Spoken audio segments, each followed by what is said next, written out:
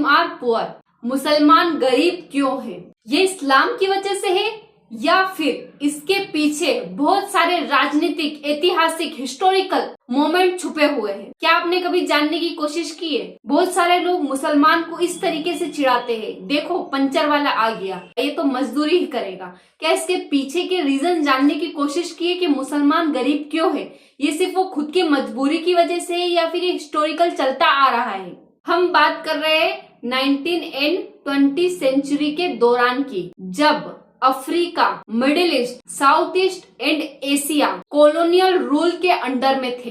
अब आपके दिमाग में ये सवाल जरूर आया होगा कि कॉलोनियल रूल क्या होता है? एक स्ट्रॉन्ग कंट्री एक कमजोर कंट्री पर अधिकार जमा लेती है, उसको अपना गुलाम बना लेती है, उसी को बोलते हैं कॉलोनियल रूल। आप ये सोच रहे होंगे पर ये क्यों किया जाता है? ये इसलिए किया जाता है ताकि वहाँ के इंडस्ट्रियल ग्रोथ को खुद अपनी कंट्री के फायदे के लिए नहीं यूज किया जाता, दूसरी कंट्री के फायदों के लिए उसे सेल कर दिया जाता है, ताकि जो कंट्री उस पर अधिकार जमा रही है उसका ज्यादा से ज्यादा प्रॉफिट हो। वहाँ के इंडस्ट्रियल, वहाँ के प्राकृतिक संसाधनों का यूज भी खुद के ग्रोथ डेवलपमेंट के लिए नहीं किया जाता, बल्कि दूसरों के ग्रोथ एंड डेवलपमेंट के लिए किया जाता है, जिसकी वजह से कहीं ना कहीं मुस्लिम कंट्री पीछे रह जाती है। इसलिए जब ये देश आजाद हुए तो इनके पास ना तो बुनियादी ढांचा था और ना ही पैसा, क्योंकि ये सब चीजें उनसे पहले ही छीन ली गई। नेक्स्ट हम देखेंगे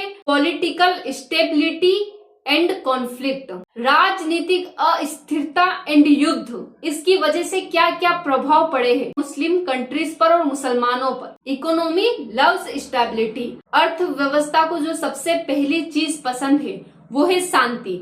जिन देशों ने शांति चुनी है वो आज हर जगह पर, हर फील्ड में ग्रोथ एंड डेवलपमेंट कर रहे हैं। जिन देशों ने युद्ध चुना है, फाइट चुनी है, कॉन्फ्लिक्ट चुने हैं, वो देश डे बाय डे पीछे जाते जा रहे हैं। पिछले कुछ दशकों में मुस्लिम देशों में foreign invention and geographical conflict देखने को मिलती है। पिछले दशकों में कई मुसलमान देशों में geographical and foreign invention conflict हमें देखने को मिलती है, जिसकी वजह से वहाँ का अर्थव्यवस्था का ढांचा पूरी तरीके से बर्बाद हो चुका है। युद्ध के कारण वहाँ के स्कूल, वहाँ की फैक्ट्रियाँ, वहाँ की सड़क, सब कुछ बर्बाद हो गया। दूसरे देशों ने उन पर कब्जा तो किया, पर सिर्फ और सिर्फ अपना भ्रष्टाचार के लिए, अपने फायदे के लिए उनको पूरी तरीके से बर्बाद कर दिया, जिसकी वजह से वहाँ पर विदेशी कंपनियां इन्वेस्ट करने से डरती है। एक्सपोर्ट एंड इम्पोर्ट बंद कर दिया गया। नेक्स्ट हम देखेंगे the education and technological gap. क्यों मुस्लिम एजुकेशन और टेक्नोलॉजी गैप में पीछे है? हमने गोल्डन ईरा के बारे में बहुत सुना होगा। क्यों गोल्डन ईरा पीछे रह गया?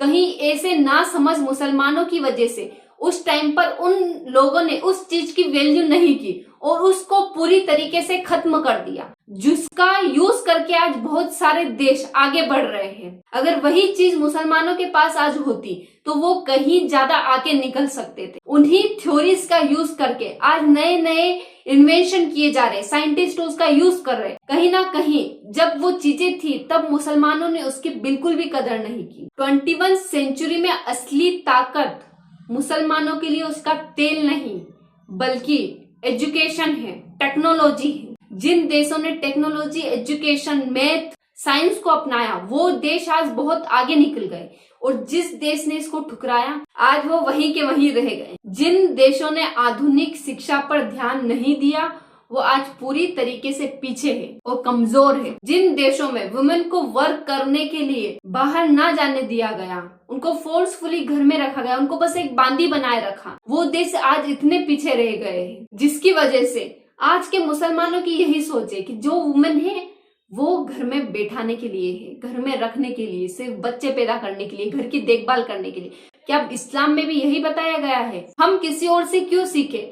जब हमारी माँ खदीजा रजी अल्लाह ताला अन्हो खुद का बिजनेस करती थी, खुद इतनी अमीर थी, खुद एक अपना रोल मॉडल जैसे थी, हम लोग आजकल की जनरेशन को क्यों देख रहे हैं? हमको उन लोगों से सीखना चाहिए। जिन देशों ने आधुनिक शिक्षा पर ध्यान नहीं दिया वो आज पूरी तरीके से पीछे है, लेकिन अब तस्वीर बदल रही है। इंडोनेशिया, मलेशिया, तुर्की जैसे देश इंडस्ट्रियल पावर हाउस बनकर खड़े हुए हैं, क्योंकि वहां का मेन बेसिक क्या है, एजुकेशन, टेक्नोलॉजी, साइंस, ये सब पर वो बिलीव करते हैं, ये सब को वो यूज करते हैं। सऊदी अरब जैसे देश अब तेल से हटकर विजन 2030 पर गौर कर रहे हैं और बहुत सारे चेंजेस कर रहे हैं। तो आपने पार्ट 1 में देखा कि ग्लोबली क्यों मुस्लिम पुअर है।